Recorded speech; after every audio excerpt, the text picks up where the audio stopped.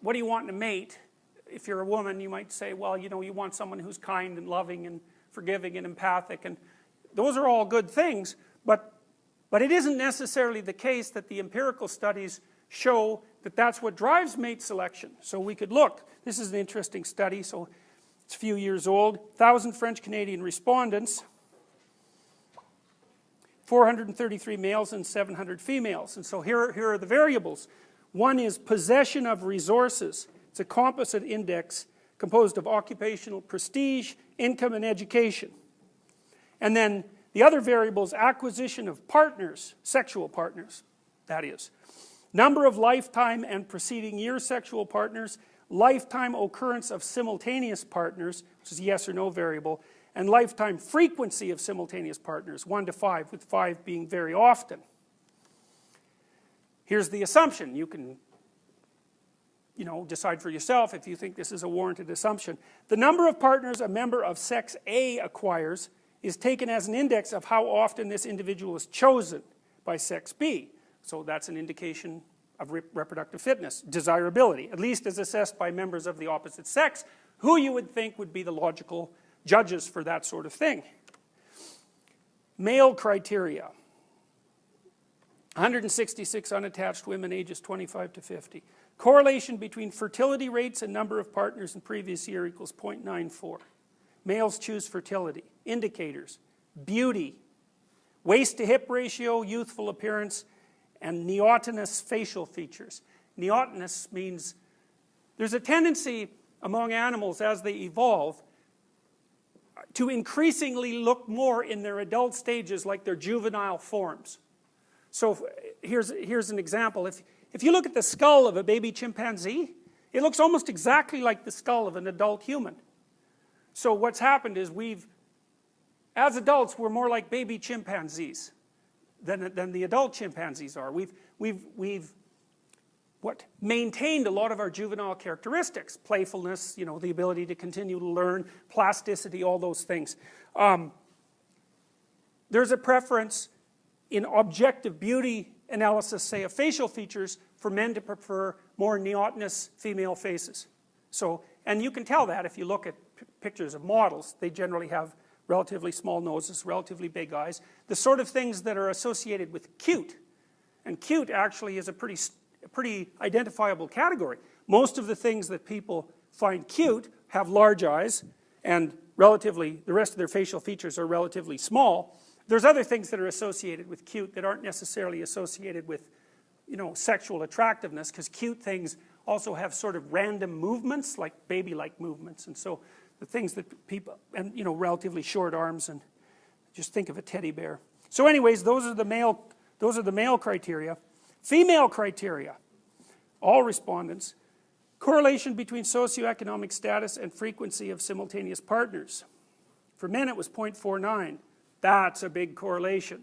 For women it was 0.04. That's zero, fundamentally. So the correlation between male socioeconomic status and frequency of simultaneous partners is 0.5. It's a huge effect. For women it's zero. Now that's a big difference. So, you know, one of the things you might ask yourself too, I don't know if this is a reasonable thing to ask or not, but I've always thought that the hard people to explain are the people who are hyperachievers, you know, the ones who are way out on the Pareto distribution. And there aren't very many of them, and they're usually men. You know, so if you look at the median number of publications, for example, that a female academic makes and a male academic, they're pretty much the same. But the mean for men is higher, and that's all driven by a small subset of men who are way the hell out in the Pareto distribution. Now you might ask, well, why is that? Well, it's simple. If you want to be way out on the Pareto distribution, so you're in the top, say, 1% of performers, or even 1/10 of 1% of performers, what do you have to do? Well, first, having an IQ of like 145 or above, that's really helpful. Then you should be insanely industrious. So maybe you'll work 90 hours a week, or 100 hours a week, at nothing but your stupid occupation. And maybe you'll do that for like 50 years. And so if you do that, well, you're going to be in that top 1 in 1,000 category. Well, the issue isn't why there are so few women in that category. The issue is, why are there any men at all in that category? right? Because it's an insane lifestyle in many ways. You know, it means that there isn't much left there for the rest of your life. You're hyper-concentrating on a single thing. Now, why would men do that? Well, here's a hypothesis. One of the things that drives the probability that a woman will find a man attractive enough to sleep with is his status. So then you can think, well, that's an extra motivational boost for men. Now, whether that's conscious motivational boost or not is not the point.